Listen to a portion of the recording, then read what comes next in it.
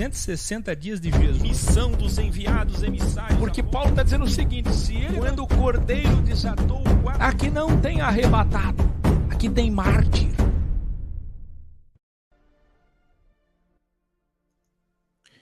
Vamos lá, Universidade X, 72 aulas, 7ª aula. Marcos 13. Esse capítulo é o registro do professor Pedro através de Marcos sobre o grande ensino do micro e do macro Apocalipse, uma passagem homóloga a Mateus 24. Quase tudo que está aqui em Marcos 13 foi vaticinado por Jesus e se cumpriu naquela mesma geração. Uma geração tem 40 anos, não existe outra discussão, é essa mesma. De 66 a 70 depois de Cristo, micro Apocalipse. Porém, ao contrário do que pensam os céticos amilenistas, isto é, que não acreditam em milênio, ou preteristas, que acreditam que tudo já aconteceu, os originais revelam o macro-apocalipse, onde metade do mundo se perderá, assim como aconteceu naquele mundo daqueles dias. Quando diz um será levado, o outro será deixado, não se refere, obviamente, ao rapto secreto, arrebatamento, mas à invasão dos romanos, repetindo, 66 a 70, onde metade dos homens de Israel morreram. Aliás, mais da metade, revelaram. O melhor vinho que eu já provei em toda a minha vida.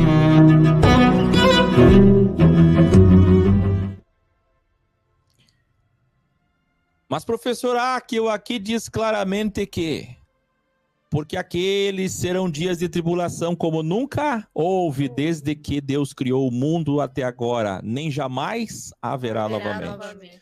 Toda vez que a Bíblia traz assim, nunca, nada, tudo, jamais, porque começou a linguagem hiperbólica. Então fala, nem jamais haverá novamente. É aqui que surgem os católicos, a teologia católica milenista, e é aqui que surge a teologia presbiteriana preterista e de outras ramificações teológicas que acreditam que tudo já aconteceu, não tem mais nada para acontecer. E pasmem que, de novo, saíram da igreja os desigrejados, e tem milhões de desigrejados que estão caindo nessa, acreditando que não tem mais nada para acontecer. Quanto mais pessoas estiverem acreditando que não tem mais nada para acontecer, mais interessante será. Todos os dias que hão de vir já estão chegando. Porque se não tivesse nada para acontecer, me diga, essa GT que eu mostrei agora, que vocês não estão vendo, vocês que estão assistindo a aula, mas todo dia eu tenho o GT aqui, que acabou de mostrar um alto escalão, um grande comandante das forças israelenses muçulmano. Me diz se isso não é absolutamente bíblico e escatológico. Um comandante muçulmano pela primeira vez nas forças israelenses, e agora vão ter soldados muçulmanos trabalhando para o exército israel em nome da paz. Meu Deus, não consegue ver?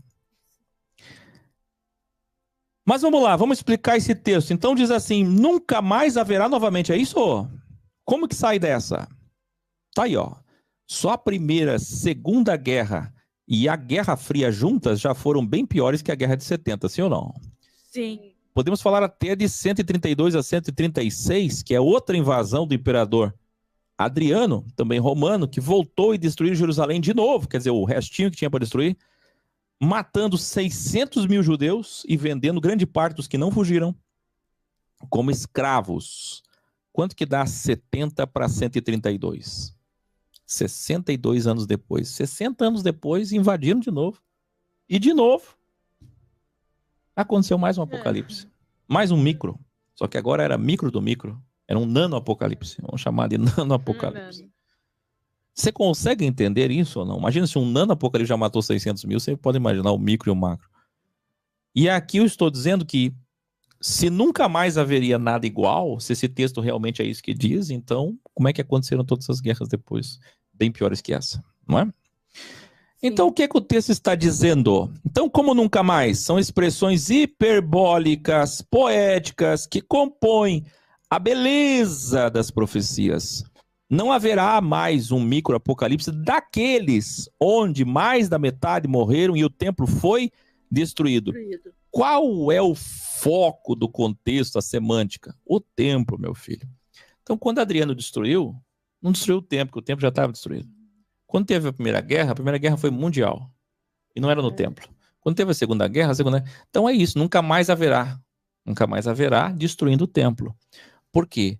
Porque a terceira guerra também não vai destruir o templo, né? Mas a quarta guerra provavelmente quase destruirá o templo, porque a Bíblia diz que o Israel será cercado e Jesus vem para proteger. Se a Bíblia diz que na hora que Israel for cercado, Jesus vem para proteger, cadê Jesus que protegeu em 70? Não protegeu, protegeu? Não. Protegeu? Não. Então é óbvio, né? Pois nenhuma dessas guerras posteriores destruíram o templo. Qual é o foco do texto? O templo. E todo o contexto do que Jesus está falando começou vendo as pedras do templo. E os lindos mármores brancos no chão. Então as pessoas não entendem de Bíblia. Porque esse texto de Mateus 24, passagem homóloga, Marcos 13, começa com: olha que lindo essas pedras do templo, olha que lindo esses mármores no chão do templo. É sobre o templo que começa, é sobre o templo que termina. Quando ele termina tudo de falar seus vaticínios, ele diz: nunca mais haverá uma como essa, nunca mais haverá uma como essa que destrua esse templo. Ou seja, não vai fazer esse templo de novo para depois matar ele de novo, derrubar ele de novo. Não se levanta mais para destruir. Entendeu? Tempos era um marcador, né, professor? É um marcador. Aí vem um monte de gente tola. Quem é o Áquil? Quem o Áquil pensa que é? Qual a idade dele, onde é que ele nasceu, qual a biografia dele, qual a história dele, qual a história de vida, quanto dinheiro ele tem, quantos anos ele tem, quantas escolas ele tem, qual a audiência dele, quantas pessoas assistem ele, quantos inscritos no canal, quantos likes, quantos dislikes. É assim que as pessoas avaliam. Quem é o Áquil para enfrentar toda a teologia, todos os presbiterianos, adventistas, metodistas, Assembleia de Deus, batista, católica, todo mundo? Eu estou provando para vocês, em menos de 5 minutos, que eu estou certo e eles estão errados. Ponto. Eu não sei por que eu estou aqui provando, só isso. Eu só sei que essa é a coerência, ponto. Além disso, para os evangélicos, João escreveu o Apocalipse entre 80 a 100 depois de Cristo. Para os católicos, ele escreveu antes de 70, no tempo de Nero, lá por 62, 66. Qual o sentido de João, do Apocalipse? Escrever depois do que aconteceu, me fala? Ou qual o sentido de escrever apenas 5, 10 anos antes? Para avisar quem? Faz sentido. O Apocalipse começa assim: Jesus revelou tudo a mim. Para que Jesus vai aparecer, revelar tudo para um homem que não consegue nem sequer mandar carta porque está preso? Porque está numa ilha, está ilhado. Não está na ilha? Não está em Pátimo? Como é que ele vai avisar o mundo, meu Deus? Já revelou tudo para mim, revelou para você. Para quê, meu filho? Para o mundo não saber? A Igreja Católica tem umas coisas assim que não dá, sabe? Arcebispo que está me assistindo agora, freira, bispo, papa. Não dá. É mentira sobre mentira, não dá. Vocês mentem. Se você é católico agora, se você é líder católico, sai e vem ser professor da Escola de Jesus, viu, líder católico? Porque eu sei quantas Bíblias eu vendi para padre. E escuta, não dá. Não dá. Olha só a loucura. Então nós somos amilenistas porque tudo já aconteceu. Porque na verdade João estava escrevendo o Apocalipse já em 62 a 66 depois de Cristo, tempo de Nero. E Nero que é o besta. Porque a marca é do Nero, da besta. Gente, não dá. Não dá porque que sentido tem Deus revelar tudo a João exilado, preso e exilado? A tradição católica diz que ele foi jogado num tacho de azeite fervendo. Para que tudo isso? E depois em 70 destruir? Quantas pessoas ficaram sabendo do Apocalipse que ele escreveu? Primeiro que o Apocalipse é cheio de enigmas. Absolutamente complexo. Quase ninguém entende o Apocalipse. Que mensagem é essa que é revelada sem revelar? Revelada sem tempo e um revelador preso. E um revelador morto ou um revelador ilhado. Gente, pelo amor de Deus, vamos usar a cabeça? Vamos?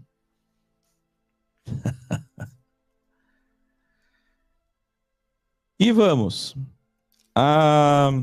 Então 30% do que foi predito por Jesus aqui ainda se cumprirá integralmente aonde? O macro-apocalipse. Nós demos esse nome para você entender que quando você lê Mateus 24 inteirinho, versículo a versículo, você vê, existe um micro, existe um macro. Quase tudo é micro. Alguma coisa se encaixa no macro que vai acontecer. Porque, na verdade, o que é esse apocalipse de Jesus? Jesus não estava respondendo aos discípulos, Jesus não estava dando um ensino apocalíptico. Não é o apocalipse de Jesus. Jesus estava respondendo os seus alunos que perguntaram: como que a gente vai saber quando será o tempo? Só isso. Só que quando Jesus estava fazendo isso, ele estava citando passagens de Isaías, de Ezequiel, principalmente de Daniel, de outros profetas. Ele fez uma compilação e deu a visão. E ainda disse: se o Senhor não tivesse abreviado tais dias, ninguém sobreviveria, mas por causa dos eleitos, por ele escolhidos, ele os abreviou. Que sentido tem esse texto de outra forma que não seja essa que eu vou explicar agora? Pois se todos os judeus, testemunhas de tudo que aconteceu no 4º milênio do Homo sapiens, que quando Jesus o Cristo veio, tivessem morrido, eu vos pergunto, como o cristianismo, o judaísmo, o islamismo testemunhariam Jesus o Cristo hoje? Então, por isso que a carne foi poupada e o tempo abreviado. Porque se toda a carne fosse morta, então ele diz: 2 estarão. Ele fala de manhã, de tarde e de noite. Na cama de noite, no moinho, no campo. Os 3 períodos do dia, assinado em 3, em delta, ó meu anel. Aqui, ó, assinado. Manhã, tarde e noite. Por quê? Para representar o seguinte: não importa quando ele vem. Aí ele falou: ai das grávidas, o sábado, desejem que não seja no sábado, porque está falando aos judeus. Ali é micro, não é macro. Como é que vai ser macro para todo mundo? Não é todo mundo que guarda o sábado, quem guarda o sábado são eles. Então é micro. Mas aí depois que ele vaticina naquela geração a destruição, onde um será levado para morrer. Não é levado para arrebatamento, meu filho. É levado para morrer. Não viu o que ele falou? Você que está no telhado, cuidado, não desça. Quer dizer, não desça para não ser levado. Quem diz que ser levado é bom? A igreja diz é levado, é arrebatado. Levado para, meu Deus do céu, se fosse bom, não era para descer. Se fosse bom, ele diria: desça do telhado, meu filho, e seja levado. Ele disse: você está no telhado, não desça. Quer dizer, é porque não é bom ser levado, meu filho. Para ser levado é para morrer. As igrejas ensinam tudo errado. É tudo errado. Então, por isso que é na mesma máxima de quando comparou Jesus aos dias de Noé. A gente vai ver em Lucas e João. Como nos dias de Noé, veio a água e levou a todos. Levou a todos o quê? Para o céu? Veio a água e levou para a morte. O que a água faz? Mata. Leva. Afoga. Entendeu ou não? Então as pessoas não entendem Bíblia. Aí fica difícil, não fica? E os professores da filosofia precisam entender para explicar. São grandes revelações. Então, por que Deus interferiu ali e poupou? Foi 3 anos e meio só, da guerra dos Zelotes contra Roma.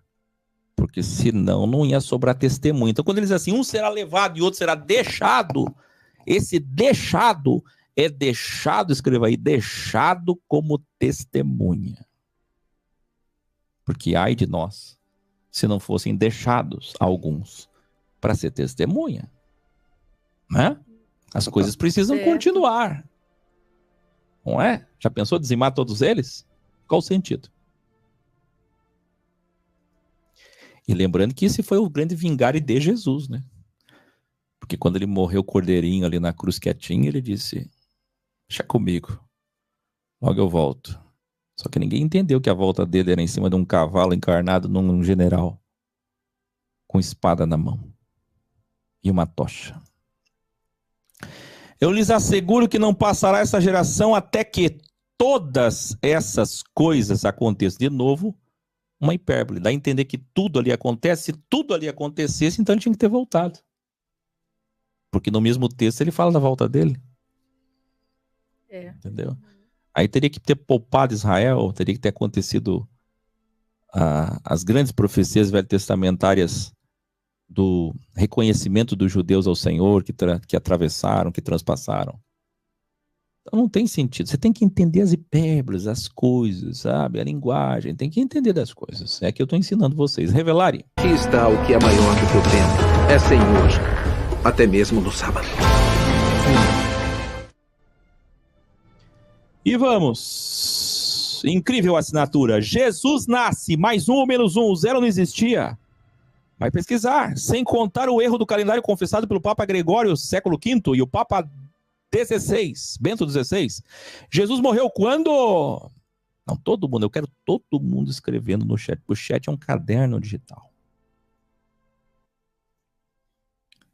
Eu quero todo mundo escrevendo isso. No seu caderno, escreve isso. Olha que maravilha. Jesus morre quando? 33. Então você vai escrever 33 DC. Que é a idade de Jesus, que são as vértebras da tua coluna, da tua espinha, da tua serpente cervical. E ele disse desta geração, não é isso? Ah, gente, isso é um grande revelário. Você sabia que nas igrejas tem uma discussão imensa? Teólogos que ganham 50, 100, 200 mil por mês para discutir quanto vale uma geração. Uns dizem 40, outros dizem 70, outros dizem 100, outros dizem 120 anos.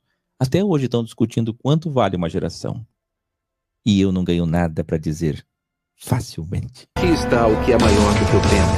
É senhor, até mesmo no sábado. Uma geração é a idade de um anjo.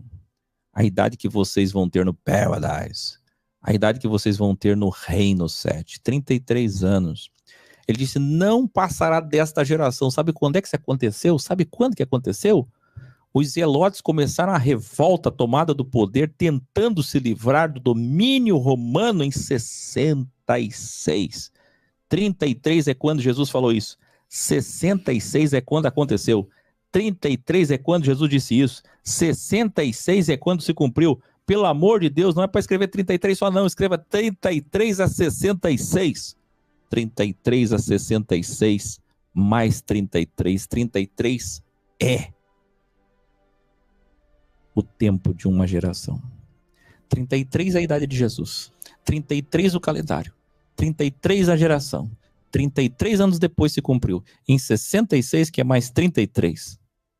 Isso, muito provavelmente, João escreveu Apocalipse em 99. Para deixar ainda mais 33 no Dark.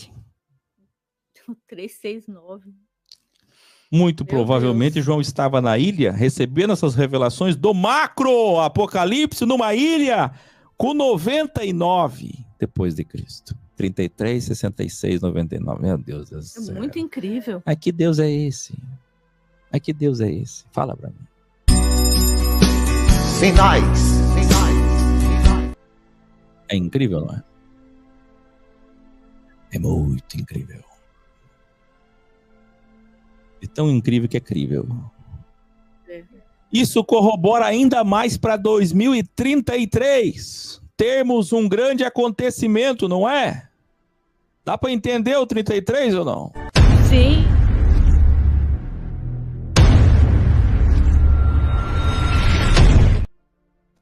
Só que tem o erro de calendário. Quanto ao dia e a hora, ninguém sabe.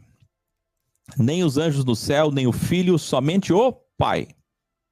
Você vê, levar a Bíblia a ferro e fogo é o que acontece com as igrejas. 2, metade arrebatado.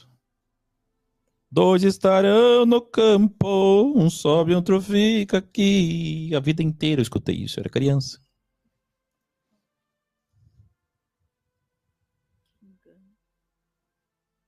É uma agitação e todos gritarão, cadê meu filho lá do hospital? E na maternidade, menores de idade, sumirão todos sem deixar sinal. A vida inteira eu escutei isso. O martelo dos obreiros, seu barulho já cessou. Aviões sem seus pilotos voam para a destruição. Quanta coisa foi criada com base num erro. É triste ou não é? Isso gera frustração. Tá errado. Tudo errado. E agora tem mais errado ainda. Toda vez que eu faço data aqui, contagem regressiva, já Apocalipse, funilamento piramidal escatológico. Quem que é ele? Herege. Não se pode falar datas. Lá vem o papagaio. O que o papagaio diz? Grita, papagaio. Ninguém sabe nem o dia nem a hora. Aqui os religiosos proíbem que façamos vaticínios e tenhamos visão escatológica porque não sabem interpretar textos. Veja o que Jesus fala depois. Fiquem atentos porque vocês não sabem quando virá esse tempo. É como um homem que sai de viagem. Ele deixa a sua casa, encarrega de tarefas cada um dos seus servos e ordena ao porteiro que vigie. Ninguém sabe quando ele voltará, se é à tarde, se é meia-noite, se no toque romano da madrugada. Veja, 3 fases. Amanhecer, se ele vier de repente, que não os encontre distraídos. Então esse é o ensino, vigilância suprema permanente. Quer dizer, ele acabou de dizer que ninguém sabe, em seguida ele diz, por que vocês não sabem? Saibam. Fiquem sabendo. Ele não está dizendo ninguém sabe, não é para saber. Ninguém sabe, então saiba. Ninguém sabe, então vigia. Não é ninguém sabe, esquece e vive a vida e vai chegar. É o contrário, meu filho! Iluminari, vamos lá? O que é mais fácil dizer? Os seus pecados estão perdoados? Ou levante-se e ande? A sua casa, encarrega de tarefas, cada um. Veja. Ao contrário, ele ensina a estar atento à sua volta. Não está errado pensar quando ele volta. Está errado querer adivinhar datas para poder continuar distraído um pouco mais. Querer saber datas e horários para dormir um pouco mais.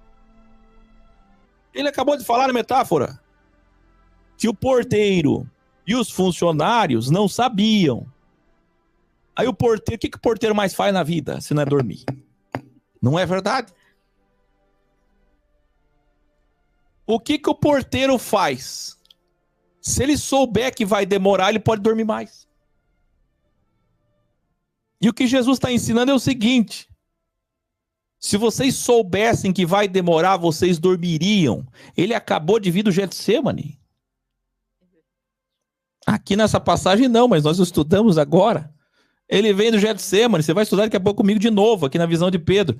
No Getsemane ele está o quê? Abandonado por discípulos que não sabem ficar acordados. E o que ele está dizendo? O porteiro, o funcionário, se você soubesse, gente, pelo amor de Deus, dá para entender as coisas que... Se aquele povo soubesse que Jesus ia demorar 2000 anos, o que tu acha que aconteceria? Não precisava de guerra para destruir todo mundo. Não precisava de guerra. Não precisava de guerra nem de invasão romana. Era só o povo saber que ia demorar 2000 anos. E não julgue. Não julgue, porque eu já fiz pastorais gravíssimas aqui com vocês, das mais doloridas. Eu disse para vocês, muitos de vocês me seguem porque é 2030, 33 e 40. Porque se fosse 70, vocês estavam lá na distração, se destruindo, se arrebentando e deixando eu abandonado aqui como os discípulos abandonaram. Só que saiba que os profetas todos disseram, ele será abandonado por suas ovelhas. Os profetas falaram no Velho Testamento, ele será abandonado por todas as suas ovelhas. Vai abandonar de novo? Vai acontecer de novo? Vocês vão abandonar de novo? Se for em 2070, eu não espero não. Eu espero agora. Tem que ser agora. Eu só sirvo a Deus se for 33. Eu não me importo. A gente sabe pelos sinais que é agora. E se não fosse, pouco me importa. E se a GT de 7, que significa incógnita X, for até 70? E se começar em 33 e for até 66? Com 33 anos de geração, de 33 anos de sofrimento. E se a GT durar 33 anos? O que vocês vão fazer? Vocês já perdem a fé hoje? Eu não fiz uma pastoral essa semana aqui, de professor envolvido em ilícitos, entorpecentes e em dívidas. E hoje eu não vi lá o professor, que eu tive que tirar fora de tudo, pedindo dinheiro. Viu, professor? Que não é mais professor. Não, aí não será mais. Eu não fiz a pastoral, ele foi lá pedir dinheiro para todo mundo. Então você não adianta.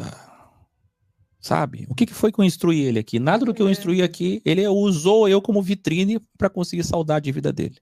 Usou eu como vitrine.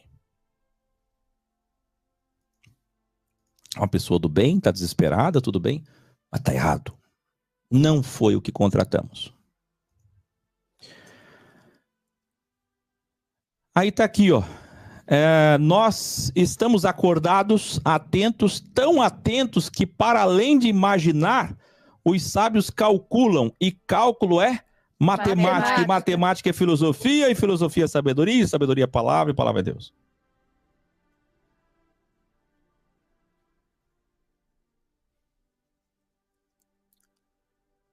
Falando em 33, Jesus. Falando em 66, Apocalipse. Falando em 99, João escrevendo Apocalipse. Olha só, 33, 33, 33 ciclos.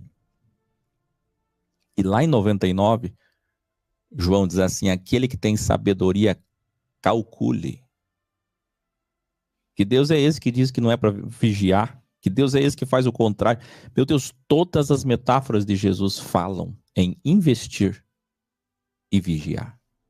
Todas as metáforas de Jesus falam em investir e vigiar. Todas. Você sabe o que é vigiar lá no sistema religioso, nas igrejas? E eles dizem: você não tem Espírito Santo. Que você, se você se humilhar, você foi ferido na igreja, né? Te feriram, né? Você não tem o Espírito Santo. Se você tivesse o Espírito Santo como nós, vem na igreja comigo um dia. Sentir a presença de Deus, Áquel.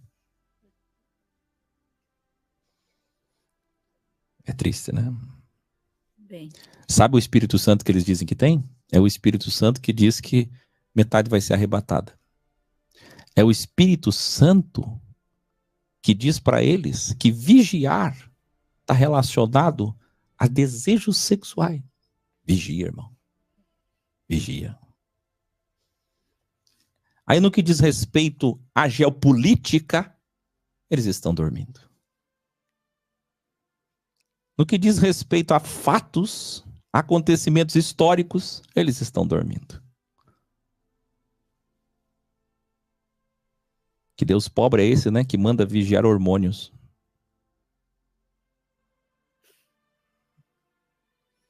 Vigia hormônio. É triste. Não é? Tá bem difícil. Continuando? Sim. Vamos para Marcos 14?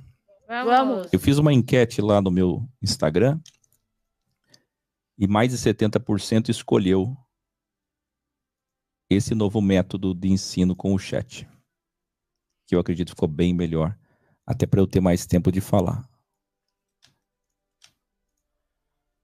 A narrativa do nardo puro e da consciência invejosa e vingativa de Judas nos revela o hexagrama da coexistência. Por quê? Vocês sabem o que é hexagrama da coexistência? Jesus dirá, ou dirá, eu confiei em você, mas você não confiou em mim. Assim é hoje, confiamos nas pessoas, mas é elas que não confiam em nós. Judas e Tomé receberam votos de confiança. Jesus não confiou neles? Sim. Não confiou até o dinheiro para eles? Sim. Confiou até o dinheiro para eles. Eles foram chamados. Mas desconfiaram até entender depois de muito tempo e a um alto custo. Teve um alto preço. A série The Chosen mostra muito bem isso. Um alto preço. Pedro revela que o lugar onde realizavam a noite da ceia para comemorar a Páscoa era no cenáculo emprestado ou alugado. E olha só, olha que lindo. Uma sala pequena? Não. Ampla. Uma sala ampla. Essa imagem que vocês têm aí da ceia pequenininha, uma mesinha com 12 discípulos, isso aí é coisa dos artistas católicos, né, de 1000 anos para cá. Era uma sala ampla. E a Bíblia diz mais, mobiliada e pronta, isto é, organizada. Nem a Bíblia ainda dá até o andar, no andar superior. Então esse é o lugar que Jesus se reunia para se aprender, porque as pessoas, não tem base bíblica para onde Jesus se reunia. Tem base bíblica sim. E ainda está escrito, ó, Pedro ainda deixa claro, disse o professor para eles, vão lá e organizem tudo, façam todos os preparativos. Revelarem? E quando o Senhor fez o mundo, a sabedoria não estava lá como mestre artesão? Se sabedoria não é o Senhor, o que é sabedoria? Se Jesus era das igrejas, das sinagogas, por que não estava em uma? Comumente o sistema. Por que não estava nas casas judaicas com líderes religiosos nesse dia? Por que ele estava num salão alugado que não tinha nenhum altar, nenhum púlpito sagrado? Onde está a liderança religiosa sentada em bancos especiais nesse dia? Onde estão os teólogos? Fala para mim, cadê o coral, a orquestra? Cadê? A Santa Ceia, não é? Vocês não chamam isso de Santa Ceia, que nunca foi santa, porque não tem santo em lugar nenhum. Nunca teve a expressão santa. Pode virar a Bíblia de ponta cabeça. Vamos entender? Mesmo Jesus tendo ensinado sobre vigilância constante dias antes, não falou agora há pouco? Vigia! Sim. Agora no Getsemane o Cristo estava sozinho, porque estava todo mundo distraído ou dormindo de novo.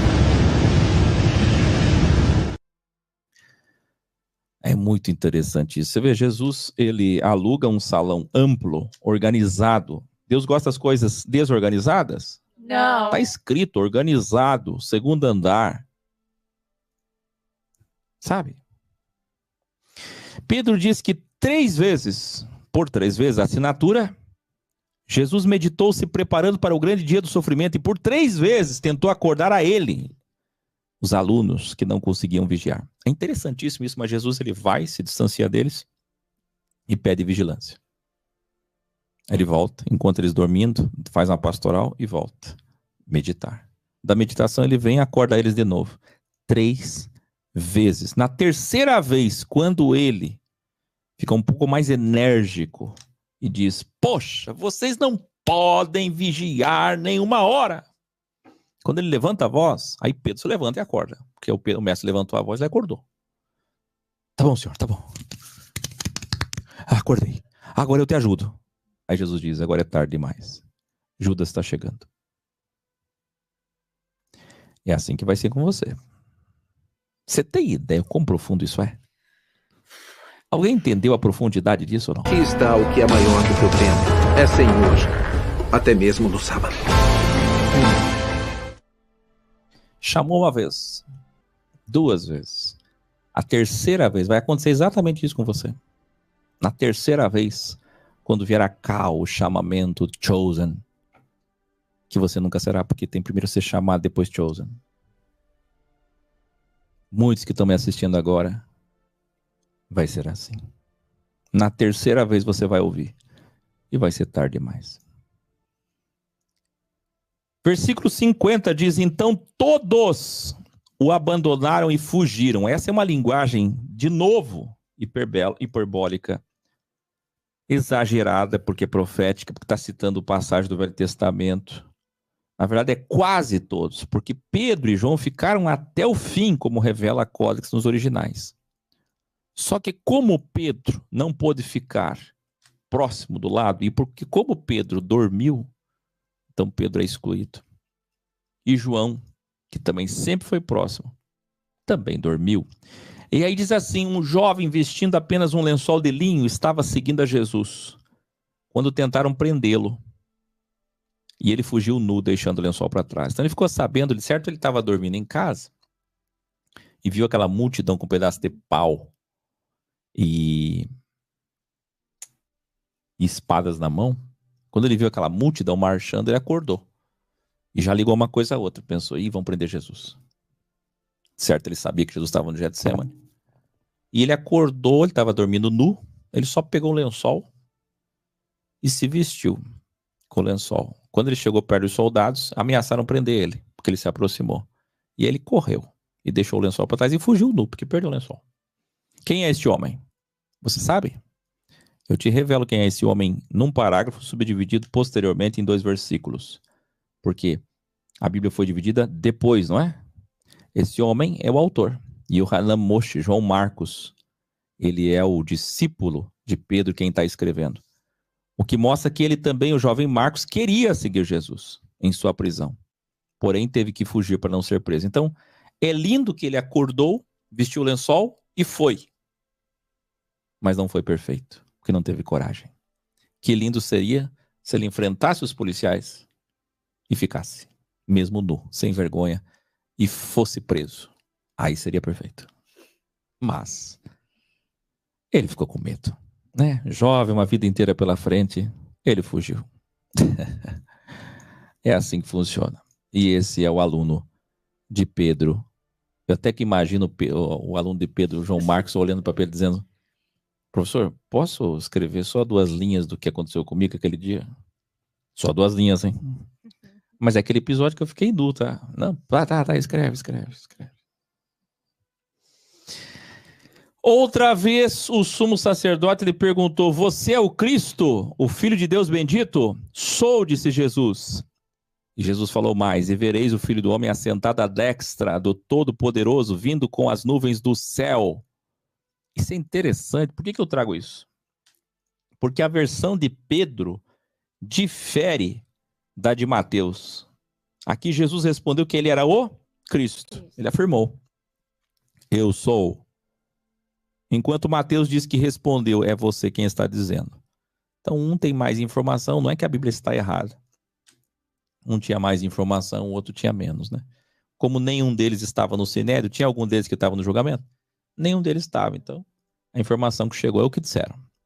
Em mais uma assinatura, Pedro nega 3 vezes que conhecia Jesus e que era aluno dele, para poder ter o direito de continuar ali como espião, infiltrado, ao menos no pátio do tribunal, o mais próximo possível que ele poderia estar do seu mestre, como revelado no Original Codex, ao contrário do que dizem as igrejas e teólogos.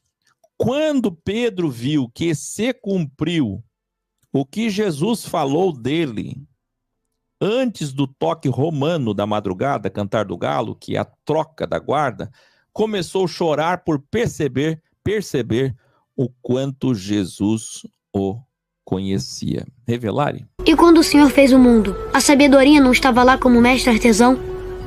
Se sabedoria não é o Senhor, o que é sabedoria? Essa é a justiça do Criador. Olha que lindo, gente. Olha que ampulheta, que hexagrama.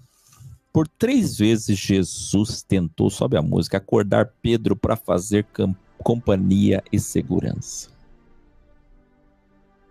Agora, tendo que ficar acordado, à força na adrenalina do medo.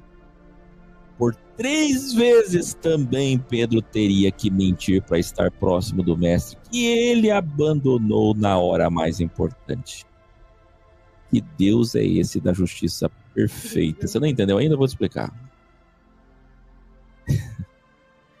Por 3 vezes eu te pedi. Gente, esse Deus, olha, vou dar um zoom aqui, mantenha a música assim. É importante. Aprenda uma coisa sobre o teu Criador. Você existe, você não pediu para nascer, você está aí, você existe. Só que você não tem escolha. Aprenda quem é teu Criador. Teu Criador não deixa nada sem pagamento. Não pensa, Deus vai levar, vai cair isso aqui deixa, isso aqui deixa. E depois ele perdoa tudo. Deus não deixa nada sem pagamento. Só para você ter uma ideia o quanto que ele é o Deus da pastoral, o Deus da lição, o Deus da matemática. Por 3 vezes eu pedi para você ficar acordado na hora que eu mais precisava. Não fez? Agora por 3 vezes você vai ter que ficar acordado. Na mesma noite que ele não conseguiu ficar acordado para valorizar o pedido do professor, ele teve que ficar acordado na agonia e na tristeza. Ele quis evitar isso. E ele pagou o preço. Ah, não vai ficar acordado? Vai ficar acordado. Agora você vai ficar acordado até amanhecer. E vai chorar amargamente no final. Então vocês não pensem que Deus não faz pagamento. Salário, pagamento, galardão, são todos sinônimos. Deus é um Deus assim, ó, de centavo por centavo. Você entende isso? Centavo por centavo.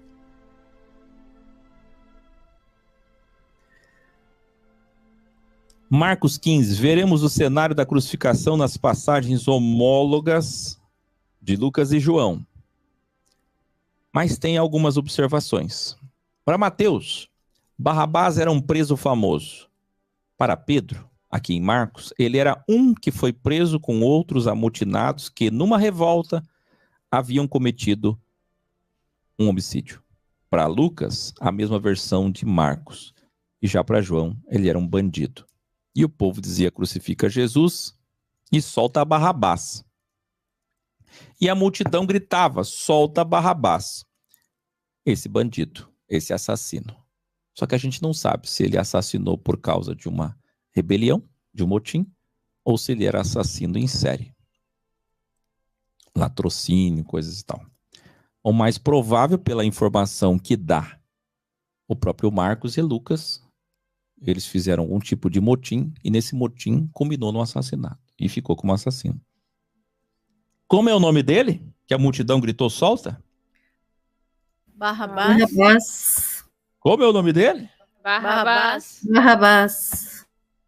Então, eu sempre ensino vocês que, assim como Spider-Man, Superman, os nomes que os judeus assinam, e sábado aqui ensinando os jovens universitários que vieram visitar a escola, ensinei sobre o Goldman, os conselhos de investimentos, assim também Nicodemos não é Nicodemos. É um nome ocultado, porque Nico é poder e Demo é povo. Qual é o nome dele? Ninguém sabe. Ocultaram em qualidades.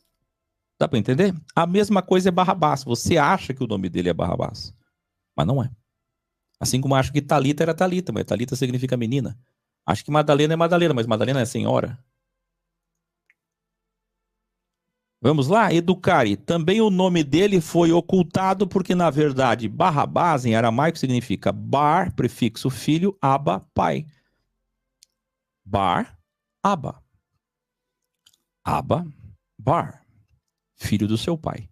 Então, quer dizer, não revelaram nada com nada. Esconderam quem é o assassino. Solta o filho do seu pai. Quem é? Ninguém sabe o nome dele. O filho do seu pai é Barrabás. Ninguém sabe. Entendeu? E a vida inteira você ficou falando Barrabás como nome, né? É. A crucificação e a ressurreição toda foi assinada em 3, 6 e 9. Veja, por volta das...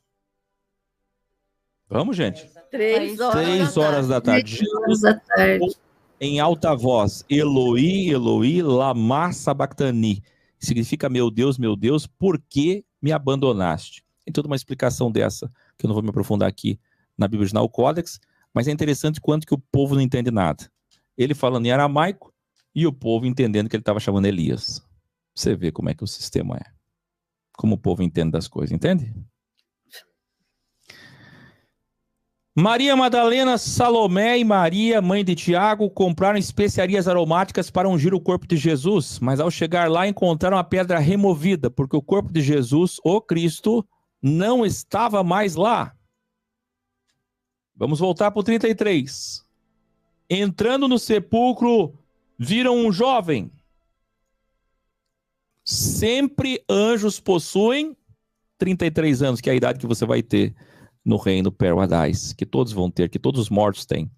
Como ensinado na série Anjo da Morte, a Bíblia diz que elas viram um anjo jovem, ou um homem jovem, vestido de roupas brancas, assentado à direita. E ficaram com muito medo. Só essa expressão aqui já destrói 80% de tudo que a igreja fala. Só esse versículo. Sabe por quê? Porque aqui diz que o anjo é jovem. As igrejas dizem que tem anjo grande, pequeno, idoso, criança, tem bebezinho com asinha aqui, asinha lá, asinha lá. Aqui não tem asa não, aqui é um ser humano com roupas brancas. Segundo, ele está sentado à direita. Está vendo? Isso é uma identificação literária judaica. E as pessoas acham que Jesus está num trono menor, do lado do trono maior do Pai. Então tem um trono grande, um trono pequeno. Aí vem Deus e o Pai. Deus o Pai e Jesus o Filho do lado à direita. Mas Estevão viu o céu aberto e é uma expressão literária judaica, meu filho. Assim como dizer que ele estava com roupa branca. Também é uma expressão judaica literária. É só para representar o quão limpo e organizado ele estava. Ou vocês acham que Deus é racista? Que tudo lá é branco no céu? Ou tem que fazer um stand-up celestial aqui, tudo é branco, branco, branco, só tem branco lá. É uma expressão judaica, literária. À direita e branco. Ó, você não está vendo? Isso aqui está quase Ku Klux Klan. Só a direita que presta e só o que é branco. Você não está vendo? Supremacia branca aqui. Nós somos quase que Adolf Hitler. Está errado isso aqui. Então é expressão literária. Expressão literária. Não é que está errado. É que é a expressão literária, a identificação de um jeito de um judeu escrever na mentalidade judaica. Entende? Então tudo que eu vou falar aqui é bem organizado, bem feito, limpo, puro, quer dizer, para mostrar o quanto que difere de um ser humano, ele está branco. Porque aí você já entendia. Se ele está de branco é porque é diferente do homem. E está à direita, quer dizer, ele tem poder, ele veio do céu. Mas não quer dizer que ele está à direita. E nem que Deus é de direita. Dá para entender ou não? Sim. Então... Sim. Eles ficaram com muito medo. E uma coisa interessante é que o anjo disse, não tenham medo. E é muito interessante isso, porque eu já falei para vocês várias vezes que toda vez que anjo aparece, ou quase toda vez, anjo sempre fala, não tenha medo. Porque é um espírito do nada, né? Parece um fantasma, vem do nada, mas é um ser humano. 33 anos. Só que é interessante quanto que assusta. Então não pensa, tem gente que diz, eu queria tanto ver anjo. Eu já vi anjo na minha casa, vi o anjo. Meu filho, toda vez que anjo apareceu, as pessoas ficavam aterrorizadas. As pessoas acham que ver anjo é bom. Não tem nenhuma vez que alguém viu um anjo e ficou tranquilo. É horrível. É assustador. Então ele disse, não tenham medo. Ainda assim, tremendo e assustadas, a Bíblia fala assim, exatamente assim, as mulheres saíram e fugiram do sepulcro. Quer dizer, mesmo ele falando, não tenham medo, quer dizer, aí as pessoas não entendem. Por que o anjo provavelmente estava com uma roupa muito clarinha? Por causa do conceito judaico. Como Maria Madalena, Salomé, tinha uma mentalidade de que branca é de Deus e preta é do diabo, ou marrom, cor escura, vermelha é do diabo, ou é do mal, não estou falando do diabo aqui, né, gente? Nem existia conceito de diabo, mas eu estou dizendo, pra vocês entenderem, do mal. Melhor é que Deus apareça assim. Por que esse anjo aparecia com espada? Lá no céu tem espadinha? Como é que o anjo vai lutar contra... Imagina, com cavalo e espada, que coisa mais obsoleta. Como é que vai enfrentar a Rússia hoje? Perde da Rússia fácil. Mas a espada desembainhada de fogo. O que adianta a espada desembainhada de fogo? É sério, os pastores acreditam que um anjo vai descer com 3, 5, 10 metros de altura com uma espada e vai cortar o blindado do meio.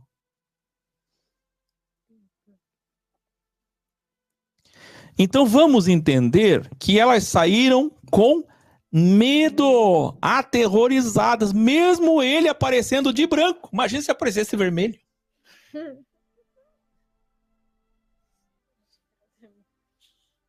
Você entendeu ou não? Professor?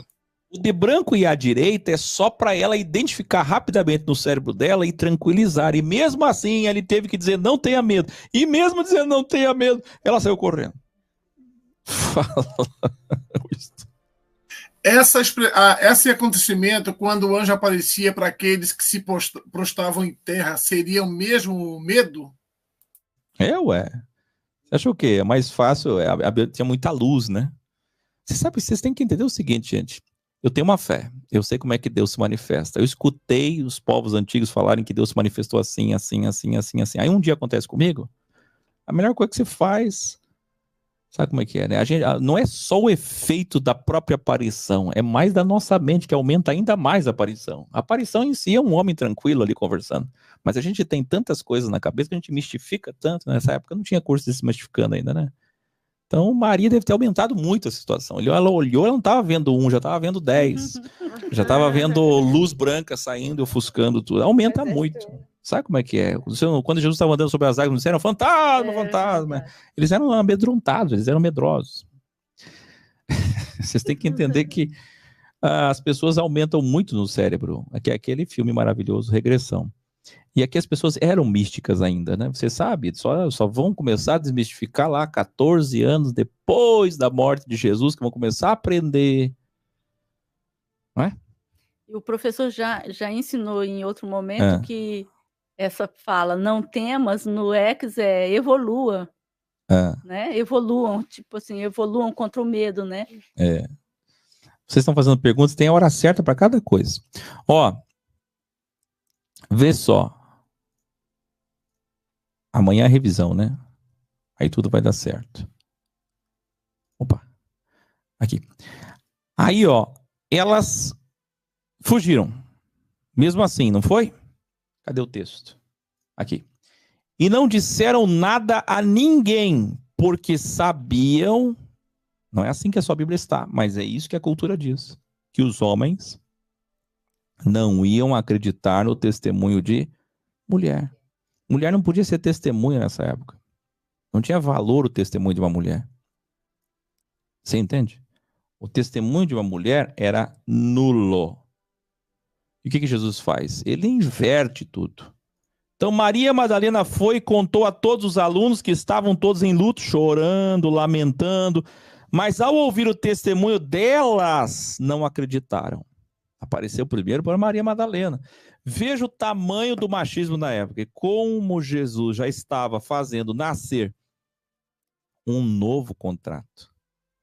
Um novo contrato que quebra a maldição de Gênesis 3,16. Um novo contrato que quebra a maldição de Gênesis 3,16. Porque o que diz Gênesis 3,16? Vocês lembram? Nós vamos chegar lá. Foi ali que foi instituído o diabo do machismo, o diabo da dor de parto, o diabo do suor da mão no arado, o diabo dos espinhos e abrolhos, a dualidade na terra. Entende isso? E uma das coisas que são equiparadas a espinho e dor de parto é a mulher ter que obedecer a um homem. É o que está escrito em Gênesis 3, 15, 16. Não é a vontade de Deus. É o peso da dualidade. E aqui, quando Jesus vem, 4.000 anos depois, o que ele faz? Ele começa a transicionar para um novo contrato. E como que ele faz isso? Com ações, não só com palavras. Ele aparece primeiro para quem? Para quem? Primeiro para quem? Maria Madalena. Maria Madalena. Para as mulheres. E o testemunho delas não foi ouvido. Não ouviram. Não acreditaram nelas. Você está vendo como é que Jesus faz o dessistematizando, desteologizando, desmistificando, né? Desmaterializando. Teve que Jesus aparecer para os alunos homens para que pudessem acreditar. Quando creram, quando Jesus viu que enfim eles creram, em suas últimas instruções, Jesus ensinou: agora chegou o tempo de anunciarem tudo que vos ensinei ao mundo, a todas as pessoas, não só aos judeus. Você faz ideia o que é esse Marcos 15 que é usado, Marcos 16 que é usado para batizar pessoas? Você faz ideia o que é esse texto? Mateus 28 e Marcos 16? É assim, acabou o primeiro contrato na cruz que morreu comigo. Ressuscitei com um novo contrato. Por isso que já apareci para mulheres. Por que ele não apareceria antes? Porque era velho contrato. Lá no velho contrato tudo era ainda velho. Ele ainda cumpria a lei.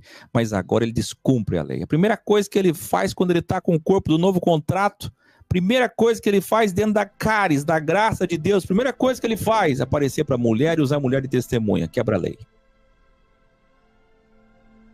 Primeira coisa que ele faz nesse momento é dizer: não será mais exclusividade a salvação para os judeus. Primeira coisa que ele faz quando ele está no velho contrato, que ele é jovem, que ele tem 29 anos, é dizer: eu vim. Cadê a música? Agora você vai lembrar. Quem vai lembrar da aula 1 e 2? Nós estamos na aula 7. Na aula 1 e 2 eu ensinei o quê? O quê? Primeira coisa que Jesus falou, o que foi? Você esqueceu? Ele disse: eu vim cumprir a lei. Para ganhar o quê? Que a gente chama álibi. E agora que ele está no corpo ressurreto, que é novo contrato, a primeira coisa que ele faz é... descumprir a lei. Agora ele não precisa mais dizer vim cumprir a lei. E é isso que as igrejas não entendem. Agora ele não cumpre mais a lei. Agora o que ele faz é quebrar a lei em 2 atos. Primeiro, quem vai testemunhar é mulher. Segundo, exclusividade para judeu acabou. Agora eu quero salvar o mundo. Enquanto era primeiro contrato, eu ensinava para Israel. Agora que é segundo contrato, vocês vão ensinar os pagãos e o mundo.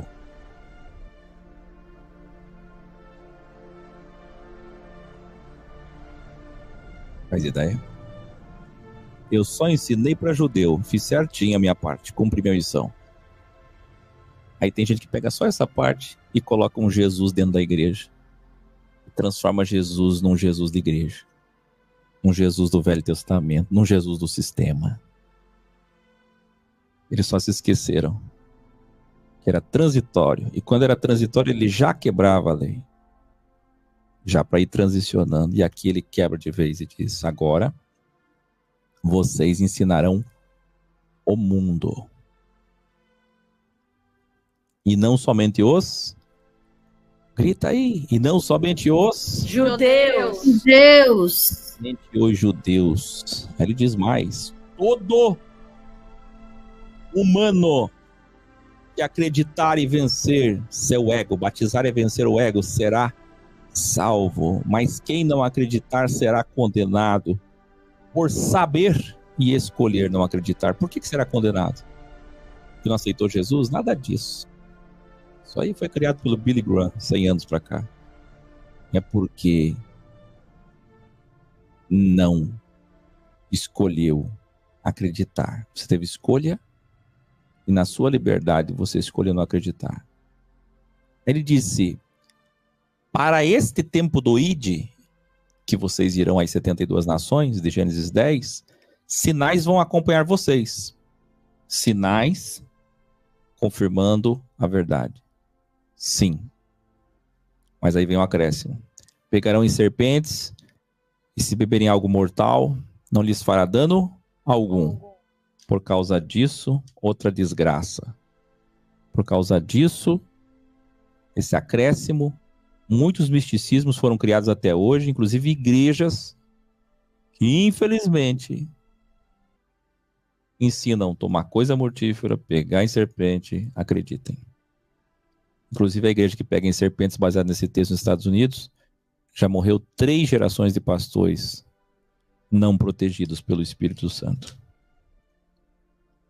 Tá vendo? Não entendem as coisas. Então os alunos agora estavam prontos como professores para ir ao mundo ensinar a verdade. Este foi o evangelho na visão, no registro do professor Pedro. Agora Lucas. Quando eu falo Marcos, eu estou falando Pedro. Quando eu falo Lucas, eu estou falando Paulo. Então escreva aí: quando eu falo Marcos, eu estou falando Pedro. Quando eu falo Lucas, eu estou falando Paulo. Então o evangelho não é de Lucas, é de Paulo. A gente acha que Paulo só chegou depois.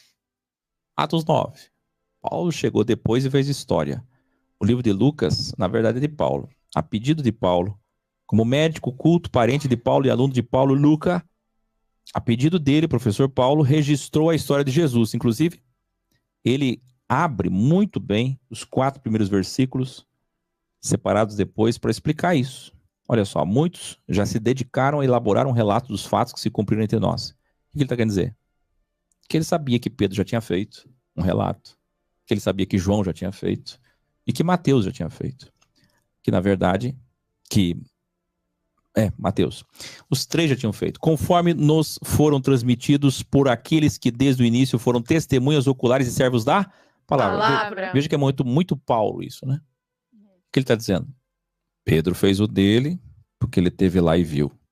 Mateus viu, João viu, eu não vi. Você está entendendo? Então você tem que enxergar os evangelhos. As pessoas nem sabem disso. Isso que eu estou ensinando, sabe quem é que sabe? 0,001%. Isso que eu estou ensinando é o seguinte. Mateus era discípulo de Jesus. Então ele viu, escreveu para os judeus.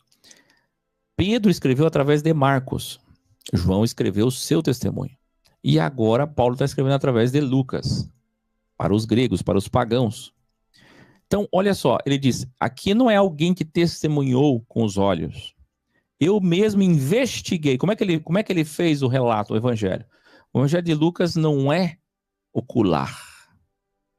O evangelho de Lucas é investigativo. E é o melhor evangelho de todos. É o mais completo. É o que mais traz detalhes riquíssimos da história. Mais do que aqueles que viram. Porque toda vez que o Acker for ensinar, alguém vai dizer que a Igreja Católica tem 2.000 anos. Não tem 2.000, tem 1.700. Mas tem 2.000. Quem é você? A Igreja Evangélica tem 500 anos. Quem é você? Você nem teve lá. A Igreja Católica teve nos dias de Jesus. Não teve. Teve 1325, 325, quarto século depois de Jesus. Mas aqui é o mesmo ego. Tratavam Paulo assim. Você nem teve lá. Então vamos lá. Escreva aí. Mateus, Pedro, que é Marcos, e João, escreveram testemunhas oculares. Aqui é uma testemunha investigativa. E ele disse, eu mesmo investiguei tudo cuidadosamente, desde o começo. E decidi escrever um relato ordenado. É assim a bagunça? As lives que a gente faz tem que ser tudo bagunça. As coisas que a gente faz nas escolas de Jesus é tudo bagunça. Não. Olha o capricho. Olha o capricho. Investigação cuidadosa. 2. Desde o começo. Quer dizer, toda a história. Todo o contexto. E 3. Ordenado, organizado. Ó excelentíssimo Teófilo, para que tenhas a certeza das coisas que te foram ensinadas. Então é óbvio, até pela citação de Teófilo, o quanto que essa história, o evangelho, fecha a porta, é de Paulo. Tá entendendo? É de Paulo. Vamos lá. Um evangelho escrito ao mundo, não só para judeus, mas aos gregos, aos pagãos, descreve com mais informações o nascimento de João e de Jesus. Quer dizer, já no começo, pega aí o primeiro capítulo de Lucas e compara com os outros. Você vai levar um choque.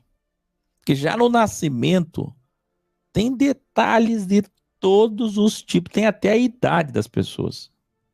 A pesquisa é bem mais profunda, é mais bem feita. Quer dizer, se Paulo tivesse vivido nos dias de Jesus, tivesse sido Pedro, a gente teria um Jesus detalhado, até a cor da xícara. Você entendeu? Talvez não, é bem isso, talvez é bem isso que Jesus não queria, né? Escolheu Pedro mesmo, que não tinha tanto, não era tão, era mais rude, não era tão detalhista, vai assim mesmo, né? Não quero que detalhe muito, não. Né? Ah, que coisa mais linda. Aí o anjo Gabriel, eu vou destacar aqui só as partes, assim, muito importantes, porque a Bíblia já está aqui, né? O anjo Gabriel, isso é o mensageiro de El, de Deus, é isso que significa Gabriel. Eu não acabei de falar de Barrabás? É significado, meu filho, não é um ser chamado Gabriel, que tem identidade, RG e CPF celestial. Aparece para Zacarias e para Maria de forma humana com 33 anos, pois fica claro no texto que não há medo nas reações de Maria, que diz, sou serva do Senhor, que aconteça comigo conforme a tua palavra. A diferença de Gabriel para os outros anjos é que esse atemoriza menos. Por ser mensageiro, ele era mais afável. De alguma maneira, essa aparição, manifestação, teofania angelical de 33 anos era mais afável, porque Maria não ficou nem um pouco assustada. Sabe? Ela estava bem tranquila, ela falou que seja conforme a tua palavra. Quando as palavras de Gabriel se cumprem, junto aos salmos e profetas do primeiro contrato, o espírito perfeito do Criador agita os bebês. Então você vai ver nos versículos 41 e 44, Quando Isabel soube, o bebê agitou-se em seu ventre de alegria. E após muitos textos velho-testamentários citados na inspiração de Isabel e Maria, o texto encerra: e o menino João crescia e evoluía seu espírito. Onde que João morou? O menino João crescia e evoluía seu espírito. Morou no deserto até chegar a hora de ser conhecido publicamente em Israel. Então, João passou algum tempo da sua juventude no deserto, afastado, e só apareceu em público quando chegou a hora. Certo? Certo. Lucas 2. Naqueles dias, César Augusto publicou um decreto ordenando o recenseamento de todo o Império Romano. Olha a linguagem. É interessante porque Mateus é simples, embora ele seja muito lógico, muito inteligente para Hebreus. Pedro é muito simples, sendo uma pessoa muito próxima, com uma visão, um registro importante de alguém que foi tão próximo. Agora, Lucas é o único realmente que tem a capacidade de ter um registro de Jesus que vai ao mundo. Porque para ir ao mundo, vocês sabem, como é que vai falar para gregos e pagãos se não for detalhado? Hã? Não é verdade? Sim. Sim. Então tem que ser mais detalhado, mais rebuscado, não é? Tem que ser profundo, convincente. E olha só, ele cita assim o nome dos imperadores, os detalhes, né? No versículo 7, Jesus nasce. E a gente vai destacar o que temos no nascimento de Jesus, no verdadeiro Natal. Primeiro, nasce de forma humilde, num berço emprestado, que era, na verdade, um coxo de animais. Fugindo deste bebê do sistema religioso e político, fugido, né? Que já o perseguiam para matar. Quer dizer, esse bebê já estava fugido, é isso que eu quero dizer. Esse bebê Jesus, vou escrever aqui, o bebê Jesus, já desde bebê, fugido do sistema religioso e político, que já o perseguiam desde pequenininho para matar. Ele nem falava e já estava sendo perseguido pelo sistema religioso. E é incrível quando você vê esse Jesus da manjedoura, que é um berço emprestado, e depois uma jumenta emprestada. Quer dizer, ele começa numa manjedoura simples e termina em cima de uma jumenta simples, numa coroação, numa monarquia muito ironizante. Uma grande ironia ao sistema. A sua vida é um combate ao sistema religioso e político humano. Porque quantos reis da terra passaram? Quantos reis nesse mundo passaram? E todos nasceram em berço esplêndido. E todos andaram em carruagens de ouro. E ele faz exatamente o oposto. E mesmo assim, ele é acusado de um golpe militar ou um golpe religioso. Nunca entenderam o menino Jesus. Uma manifestação ufológica angelical assusta pastores que puderam saber, através dos carros de fogo do Senhor, o nascimento do Messias. E foi tão linda essa manifestação que eles correram para lá e encontraram Maria e José e o bebê deitado no berço emprestado. E o adoraram. Isso sem falar dos 3 reis sábios, que é magos, que não eram judeus, que não eram da lei, mas que conseguiram discernir os tempos do nascimento. E aqui cabe de novo aquela expressão: ninguém sabe o dia nem a hora. Se ninguém sabe o dia nem a hora, como que os 3 reis magos, que não eram da Bíblia, souberam e acertaram o nascimento de Jesus? Eles foram guiados por uma estrela. Estrela não guia ninguém. O que guia é carro de fogo, ufologia. Vigilância. É disco voador. O que guia é disco voador. Mas o disco voador guiou eles. O disco voador guiou eles ou os conhecimentos astrológicos e ufológicos? A investigação. Né? A sabedoria. O nome deles é mago. Mago é sábio. Como judeu, para cumprir e ainda vigente Velho Testamento, Jesus foi apresentado no templo e circuncidado ao 8º dia. Primeiro ele é circuncidado ao 8º dia, como todo macho judeu, obedecendo a Bíblia. E depois apresentado no templo, obedecendo a Bíblia. E agora, os maiores revelares. Aqui está o que é maior do que o templo. É Senhor. Até mesmo no sábado. Olha só que coisa mais linda, gente. Cadê música, Werneck? Hoje as igrejas fazem batismo de crianças ou apresentação nos templos, mas não querem circuncidar e nem oferecer 2 pombinhos para sacrifício, porque nem para obedecer o contrato velho e morto prestam. Você entende isso? As igrejas têm dízimo, têm oferta, têm apresentação de bebê, ou então tem batismo de criança, tem discipulado, tem isso, tem aquilo. Mas aqui é o quê? Velho contrato. O que eles fazem? Buffet do Velho Testamento, que é o primeiro contrato, buffet, porque nunca entenderam o segundo e novo contrato. Para a coisa ficar ainda mais inexplicável, Simeão, olha que coisa mais linda, gente. Simeão, ainda debaixo do Velho Testamento, foi até o templo e pôde ver o bebê, porque Simeão ele orava a Deus sempre dizendo: o dia que o Messias vier, eu quero vê-lo antes de morrer. Escuta bem o que eu vou dizer.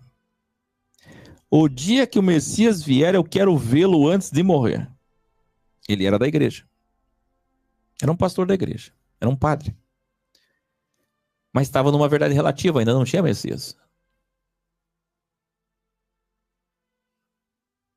Ele era fiel ao que ele acreditava.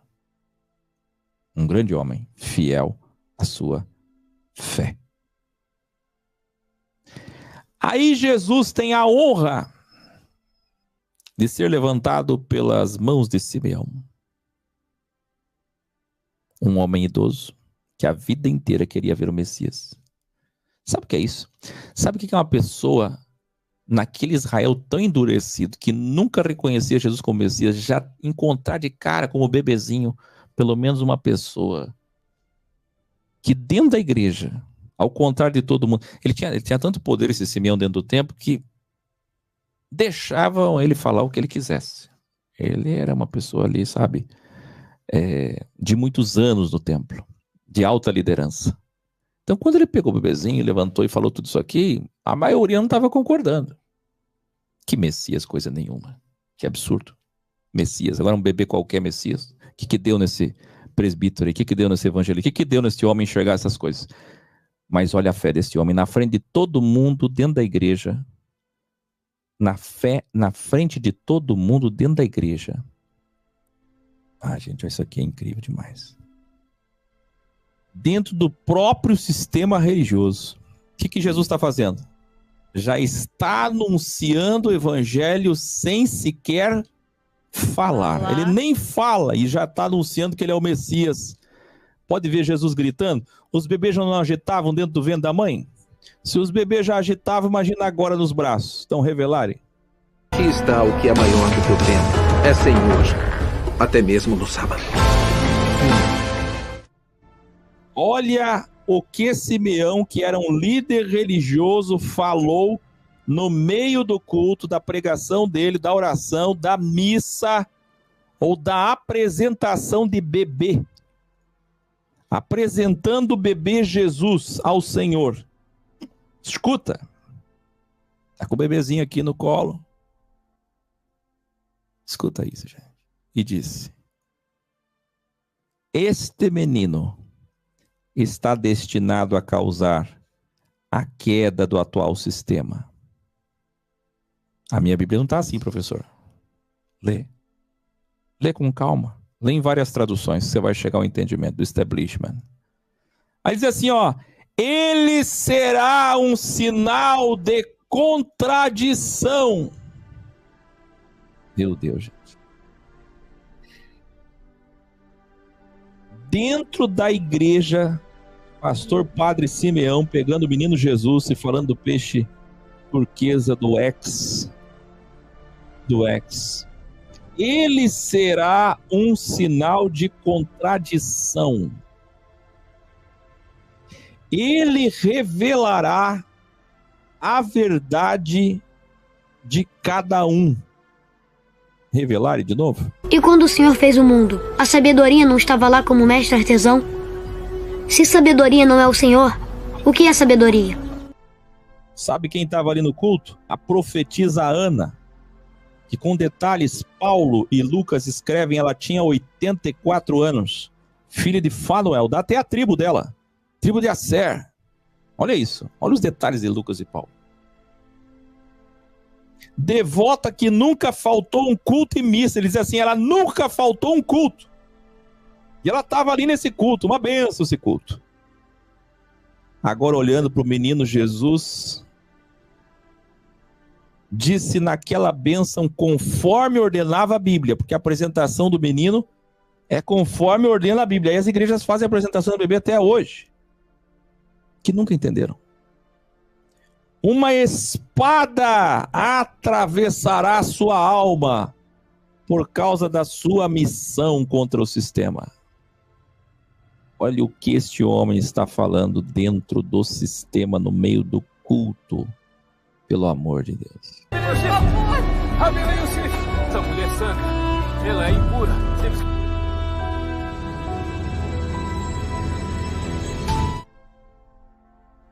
Terrível. Terrível, terrível, terrível. Primeiro é um Jesus que já anuncia sem nascer direito, sem falar, sem sequer andar. Segundo, uma profetisa importante e um líder religioso importante num culto com o templo cheio. Sabe que eu nem narrei aqui, para não me repetir, a história de Zacarias, que ficou mudo, até o dia que ele falou o nome dele é João e a voz voltou. Zacarias era muito conhecido, sacerdote. Quer dizer, todo Israel ficou sabendo. Zacarias perdeu a voz, a mulher dele teve um filho depois de tanta idade, já depois de um período fértil, depois de não ser mais fértil, voltou a ser fértil, praticamente o recomprimento da passagem de Abraão e Sara. Quer dizer, Israel inteiro comentava o nascimento de João Batista, Israel inteiro comentava que o menino vivia no deserto, e quem vive no deserto é profeta, é bem espírito de Elias. O Israel inteiro comentava sobre Simeão, Israel inteiro comentava sobre Ana. Olha como é que Deus faz. Deus usa a profetisa Ana, 84 anos, conhecidíssima, respeitada. Deus usa Simeão, Deus usa Zacarias, Deus usa 3 pessoas respeitadíssimas dentro do sistema religioso daquela época, do templo sede de toda a nação, para anunciar Jesus, para que todo mundo soubesse sobre quem é Jesus e quem é João Batista, desde pequenininho. Só que o crivo é o crivo, porque aí se passaram 30 anos e muitos já não lembravam. Simeão já tinha morrido, Zacarias já tinha morrido e a profetisa já tinha morrido. E as pessoas esqueceram as maravilhas que aconteceram 30 anos antes. Então, quando Jesus abre a boca pela primeira vez e que João Batista abre a boca a primeira vez, eles não lembram mais dos 3. Mas naquela época, Israel inteiro falava sobre isso. O bebê Jesus e o bebê João. Enquanto era bebê Jesus, lindo. Enquanto era bebê João, lindo. O problema é quando veio o sobrenome da qualidade. Quando passou a ser Jesus, o Cristo, e João, o Batista. Enquanto é a Adrian Krishnamurti, enquanto é a Akel, tudo bem. Agora quando é o professor Akel, aí muda tudo. Aí as pessoas têm problema com o ego. É assim que funciona. A história sempre será igual. Sempre se repetirá a mesma. E o mais lindo é que pode acontecer o que for dentro do sistema. Eles esquecem. O ego faz esquecer. E o crivo volta novamente, porque a cepa do vírus evolui. O ego evolui. Gente, é muito lindo isso aqui. Por que é lindo? Porque imagina que todo final de semana tem milhares e milhares de bebês nas igrejas sendo apresentadas ou batizadas. Todo final de semana, no mundo inteiro. E bastava agora que um líder importante me assistindo enxergasse isso aqui chorando e dissesse: eu vou ensinar isso aqui domingo que vem.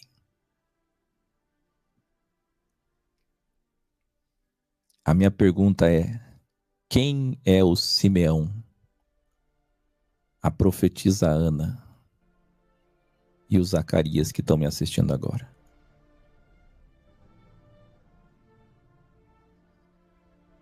É ou não é?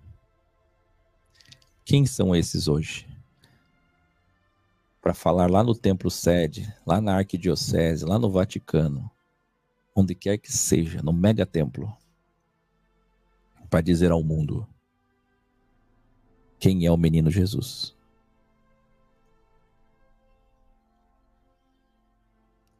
É interessante porque quando ele falou, esse bebê será da contradição, as pessoas ficaram. Mas enquanto é só Yahshua, enquanto ele é só o menino Jesus, quer dizer, não entenderam a profecia de Simeão. Eles entenderam assim, ele não vai ser nada com... Não. Contradição, mas a contradição deve ser entre nós, aqui a gente vive se contradizendo, alguma coisa nossa. É o menino da lei. Porque eles não tinham problema com Jesus ser o Messias. Por isso que ninguém foi embora do culto. Porque eles esperavam o Messias. E não tinha problema aquele menino ser o Messias.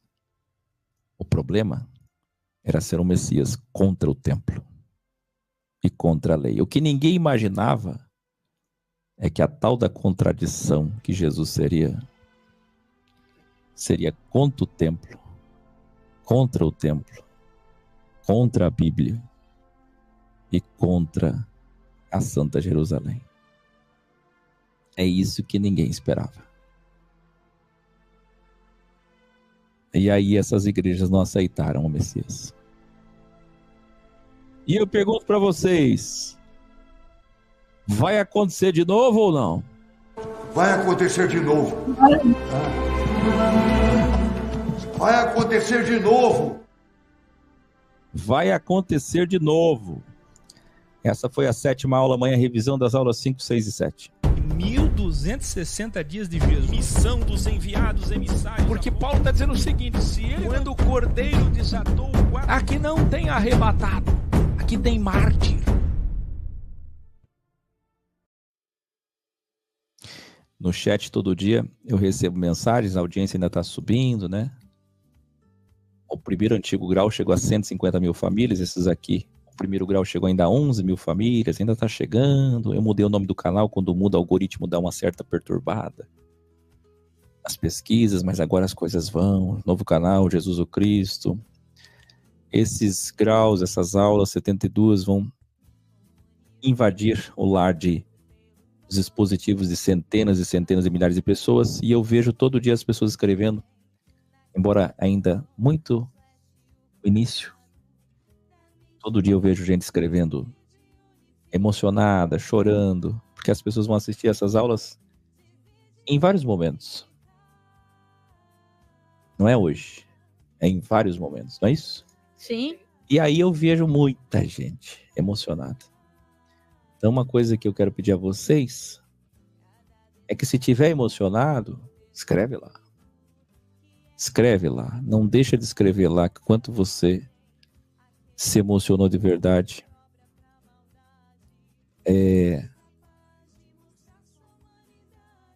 ao assistir às aulas.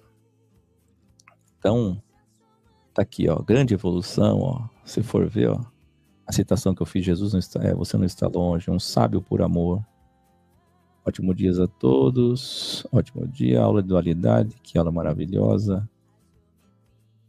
Vamos deixar esplêndido, simplesmente fora de série. Riqueza, gratidão. Bíblia. Eu aprendo mais evolução, aprendizado. Excelente. Aqui. Alguns vídeos não são da universidade. Tem até o Temar aqui, ó.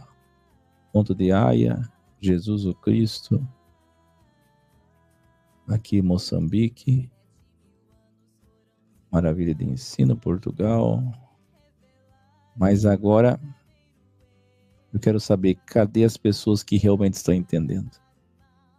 Será que o objetivo é só para vocês? O objetivo é vocês fazerem tudo com o que vocês receberam. Se vocês receberem tudo isso para apenas sentirem e guardarem, vocês sabem. Como disse Paulo, o sangue de Jesus fica na cabeça de vocês. O objetivo de tudo aqui, qual é? Entender e fazer tudo. Tudo o quê? Tudo. Tudo que eu digo é tudo. Vocês não viram, né? Acabei não clicando. Vocês não me avisaram? Tá aparecendo? Tava? Ah, tá. Então tá bom. Sei que não tava. O objetivo é tudo. Tudo. Tudo é. Professor, eu já estou fazendo a minha parte que já entendi, vou passar para o mundo no momento certo. Não é nada. Você não merece nem ser cristão. Você não sabe de nada. Você é um condenado. É para fazer tudo. Tudo. É para sentir, entender, assimilar, gritar ao mundo. É para espalhar, é para voltar de novo e saber explicar ao mundo. São as mesmas linhas que você vai seguir, o mesmo caminho. Toda vez que você se encontrar com pessoas, é o mesmo caminho. Então a formação é essa. A formação é se preparar para o mesmo caminho, você vai passar pelas mesmas coisas. É um treinamento para a religião. É um treinamento para enfrentar religiosos. E não que a gente queira, mas eles nos enfrentarão. Então quando eles vierem, vocês precisam estar prontos. Valorizem. Eu fico imaginando aquelas pessoas que estão assistindo essa aula só uma vez. E ainda no meio da aula, cochilam. Ainda no meio da aula, ficam escrevendo coisas, se levantando, indo no banheiro, indo para cá, para lá, gritando com criança. Que valor vocês dão? Agora a responsabilidade não é minha. Não é mais minha. É toda de vocês. Tchau! Tchau!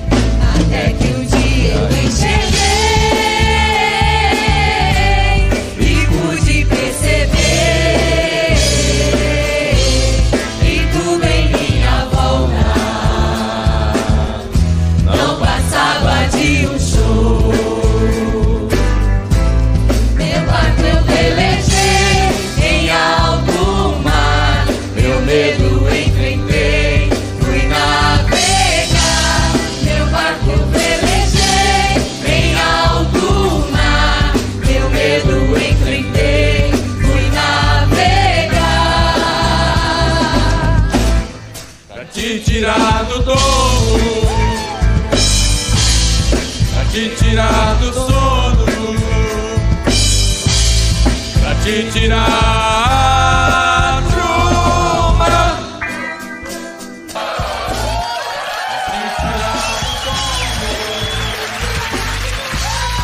pra te tirar do sono,